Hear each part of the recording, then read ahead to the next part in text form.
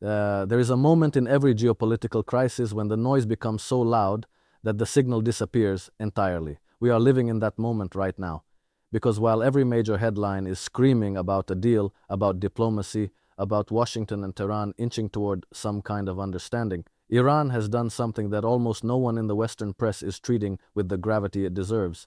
Iran has told the world, quietly but unmistakably, that the Strait of Hormuz is no longer simply a waterway.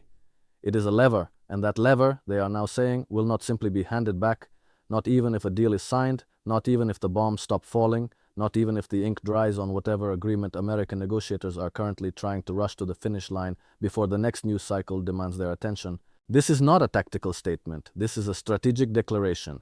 And if you understand what the Strait of Hormuz actually represents, not just to Iran, not just to the Middle East, but to the entire architecture of global energy trade, then you already sense that what we are watching unfold right now is not the end of a crisis. It is the beginning of a completely new kind of world order, one where the rules that governed the last 40 years of American hegemony are being renegotiated in real time, often by people who have spent decades preparing for exactly this moment. So let us slow down, let us pull back the curtain, because what you are being told about Iran, about this deal, about Hormuz, it is only half the story. And the half you are not being told is the half that will determine the next 20 years of your life, your economy, and your country's place in a world that is shifting faster than most people dare to admit. There is something critical I want you to hold on to as we move through this analysis together, a realization about the nature of this particular moment that I will come back to in the final part of this conversation. Because by the time we get there, the picture will look very different from what you see on the surface today. So keep that question alive in your mind as we go. Why would Iran make this declaration now, at precisely this moment, when a deal seems closest to being reached? Let us start with geography, because geography is destiny, and nowhere on earth is that more true than at the Strait of Hormuz. 21 miles wide at its narrowest point, 21 miles of water sitting between the Omani coastline and the Iranian shore, and through those 21 miles flows approximately 20% of the world's entire oil supply. Not 20% of Middle Eastern oil, 20% of all the oil traded globally. Every single day, somewhere between 15 and 17 million barrels of crude oil pass through that narrow channel. Saudi oil, Emirati oil, Kuwaiti oil, Iraqi oil, Qatari liquefied natural gas. All of it funneled through a choke point that Iran literally looks down upon from its southern coast. Now you have to understand something about how American strategic thinking has processed this geography for the past several decades. The assumption, baked into every war game, every diplomatic calculation, every carrier group deployment, has been that Iran would never actually close Hormuz, because the economic blowback on Iran itself would be catastrophic. Iran is an oil-exporting nation. Closing Hormuz hurts Iran too. That was the logic, that was the deterrent. And for a long time, it worked well enough as a theoretical framework. But here is what changes everything about the current moment. Iran's relationship with its own oil revenue has been fundamentally restructured by 12 years of the most severe economic sanctions in modern history. Iran has been forced by necessity to develop an entire parallel economy, one that operates outside the dollar system, outside Western financial infrastructure, and increasingly inside a network of relationships with China, Russia, India, and a constellation of smaller economies that have no interest whatsoever in preserving American financial primacy. When you sanction a nation hard enough for long enough, you do not destroy it, you transform it, you force it to build alternatives, and those alternatives, once built, become leverage. So the old assumption that Iran cannot afford to close Hormuz because it needs oil revenue needs to be revisited entirely, because Iran has already demonstrated it can survive with dramatically reduced oil export capacity.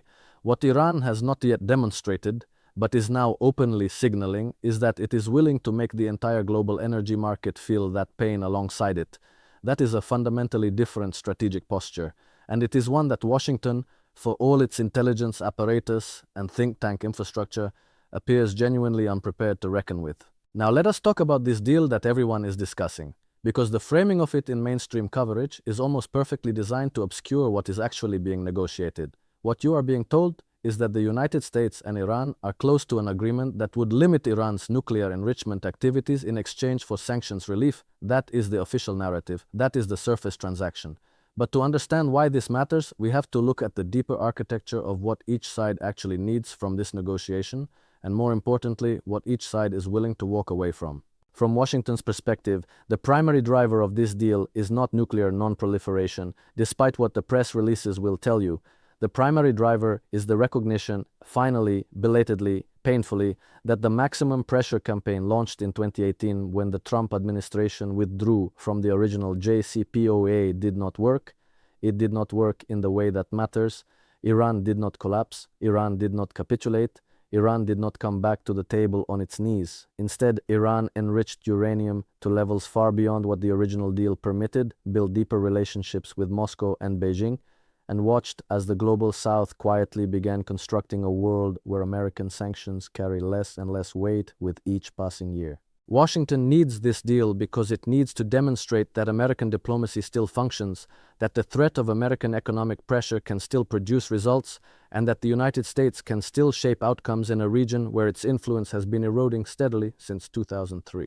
From Iran's perspective, the calculation is almost the mirror image, and this is where it gets genuinely fascinating. Iran needs economic relief, yes.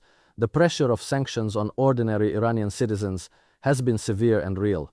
But the Iranian leadership, and particularly the IRGC and the strategic command structure around the supreme leader, has derived something unexpected from years of pressure. It has derived confidence. The kind of confidence that comes from having survived what was supposed to be unsurvivable. Iran has watched Russia survive unprecedented sanctions after 2022. Iran has watched China decouple from American financial architecture faster than anyone predicted. And Iran has drawn a very specific conclusion from all of this. The dollar-dominated global order is not permanent. It is not inevitable. And any deal Iran signs with Washington right now needs to account for the world that is coming, not just the world that currently exists. This is why the Hormuz Declaration is so significant. Because it is not primarily a military threat. It is a negotiating signal. It is Iran communicating in the clearest possible language short of actual military action, that the terms of any deal need to reflect Iran's actual strategic leverage, and that leverage includes the ability to disrupt the global energy market in ways that would cause immediate, severe economic pain to American allies in Europe, to Asian economies, and yes, to American consumers who would feel a $30 or $40 spike in oil prices within weeks of any Hormuz disruption.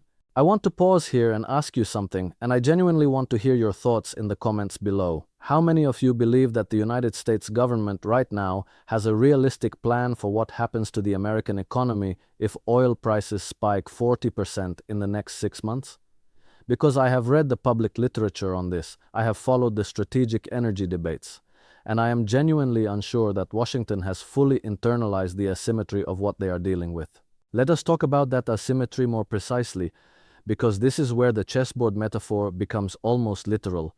On one side of the board, you have the United States, a country that has spent the last 20 years trying to use its financial system as a weapon, deploying dollar dominance, swift access, and sanction regimes as instruments of foreign policy coercion. On the other side, you have Iran, Russia, China, and an increasingly coherent bloc of nations that have concluded, based on direct experience, that the only way to neutralize that weapon is to build a world where the weapon does not work, and they are building it slowly, imperfectly, with enormous friction and internal contradictions, but building it nonetheless. The BRICS expansion, the rise of trade in non-dollar currencies, the growth of Chinese financial infrastructure as an alternative to Western systems, the development of bilateral energy agreements that completely bypass dollar settlement, all of this is context for the Hormuz Declaration.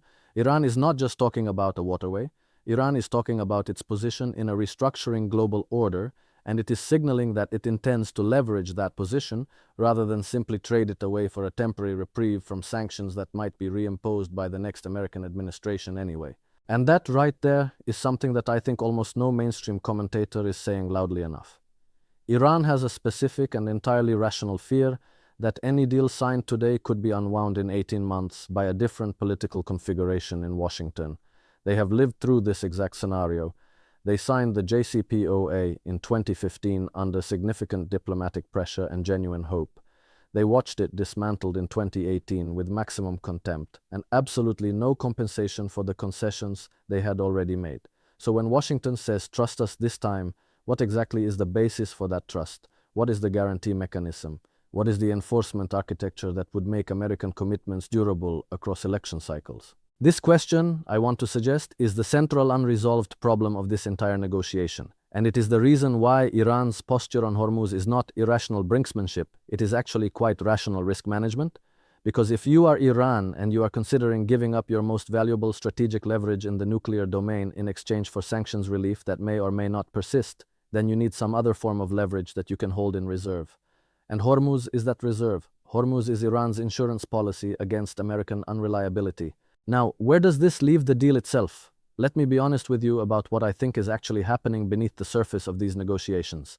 I believe there are elements within the American national security establishment who understand exactly how fragile this moment is, who know that the window for a functional agreement is genuinely narrow, and that if it closes, the alternatives are all worse. Not just for Iran, for everyone, including the United States. A military confrontation with Iran in 2025 or 2026 looks nothing like the conflicts American military planners modeled in 2003 or 2007. Iran has built a serious missile capability. Iran has invested heavily in drone warfare, a domain where it has become genuinely innovative in ways that NATO planners are still processing. Iran has Hezbollah and the Houthis and a network of allied non-state actors across the region that have demonstrated over the past 2 years that they can impose real costs on both military and commercial assets. So the serious people in Washington know the math. They know that a deal, even an imperfect deal, is better than the alternative. But the serious people do not always control the outcome. And that is the variable that makes this moment so genuinely precarious. Let me ask you another question, and again, I want your real thoughts below. Do you believe that the American political system, as it currently operates, is capable of producing durable, long-term diplomatic agreements? Or has domestic political volatility become such a dominant factor that no administration can credibly commit to anything beyond its own term? Because that question is not abstract. It is the question that Iran, Russia, China, and frankly most of the world is asking right now. And the answer they are arriving at is shaping their strategic behavior in ways that we in the West are still underestimating. Let us talk about the energy dimension of this specifically, because it connects to something even larger than Iran. The global energy market right now is in a state of transition that has no historical parallel. We are simultaneously watching the last major effort to extend the life of the hydrocarbon economy through new LNG infrastructure, new pipeline politics, new Gulf state investment, while also watching the early, uneven, but genuinely irreversible shift toward a more multipolar energy landscape. OPEC Plus is no longer simply a cartel that serves American strategic interests. It is an organization that has demonstrated repeatedly that it will make production decisions based on the economic interests of its members even when that directly contradicts American preferences. The Saudi-Chinese relationship has deepened substantially. The UAE is making infrastructure investments across Africa and Asia that are clearly oriented toward a post-dollar trade environment. All of this is the backdrop against which Iran is making its Hormuz declaration. Iran is not operating in isolation. It is operating as part of a broader reconfiguration of energy and financial power, one that has been accelerating since 2022, and that gives Iran considerably more strategic depth than it had even 5 years ago. Now, I want to bring you to that critical realization I mentioned at the beginning of our conversation. I told you to hold on to a question: why would Iran make this declaration at precisely the moment when a deal seems closest? I want to unpack that now because the answer is counterintuitive in a way that reveals something profound about the nature of this entire situation. The conventional assumption would be that nations make their most threatening declarations when they are most afraid, when the pressure is greatest, when the situation is most desperate. But that is not what is happening here. Iran is making this declaration from a position of comparative confidence, and that confidence comes from a specific calculation. Iran believes that the deal, if it happens, will happen on terms closer to Iranian preferences than to American preferences, precisely because Washington needs it more than Tehran does right now. Think about what that means. Think about what it implies for the state of American power in the Middle East. Washington entered this negotiation assuming that sanctions had created such overwhelming economic pressure on Iran that Tehran would ultimately have to accept American terms. What has emerged instead is a situation where Iran's adaptation to sanctions pressure, its parallel economy, its alternative relationships, its deepened integration into non-Western financial infrastructure has actually reduced American leverage rather than maximizing it. The weapon has been used so many times that the target has built immunity. And this is the pattern that repeats across the entire landscape of American foreign policy right now. In Ukraine, in relations with China, in the Middle East, the tools that worked in the 1990s and early 2000s, financial coercion, military threat, diplomatic isolation, are producing diminishing returns everywhere they are applied. Not because American power has collapsed, American power remains formidable, but because the rest of the world has spent 20 years building the infrastructure to root around it. What we are witnessing in the Hormuz Declaration, then, is not just Iran asserting leverage in a specific negotiation, it is a data point in a much larger story, the story of a world in which American unipolar dominance is giving way to something messier, more contested, and far more dangerous if not managed with genuine strategic wisdom. And I mean wisdom, not just tactical cleverness, not just the next election cycle calculation, but the kind of long-horizon thinking that has been almost entirely absent from American foreign policy discourse for a generation. I want to ask you one more question before we close, and this one I want you to think about seriously. If you were advising the American president right now, not the political operative, not the partisan strategist, but the actual commander-in-chief responsible for American security, what would you tell him about how to handle Iran, Hormuz, and the broader restructuring of global order that this moment represents? Because I genuinely believe the answers that come from people who have broken free of the mainstream narrative are more valuable than what is being produced by the established think tank world. So tell me in the comments, I read them. Here is where I leave you today. The Hormuz Declaration is real, the deal is real, and both things are true simultaneously because we are in a moment where the old binary choices, war or peace, pressure or engagement, victory or defeat, no longer capture what is actually happening.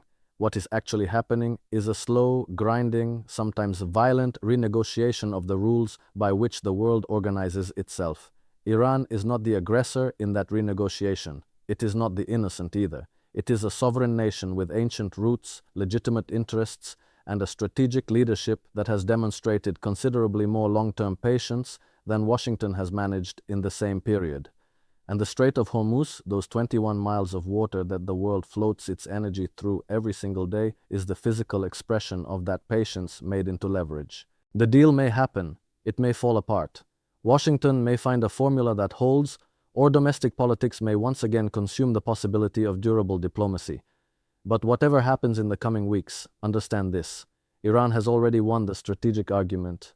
It has forced Washington to negotiate from a position of greater equality than at any point in the last 30 years. And that, regardless of what any signed document says, is a permanent shift in the geopolitical reality of the Middle East and the world.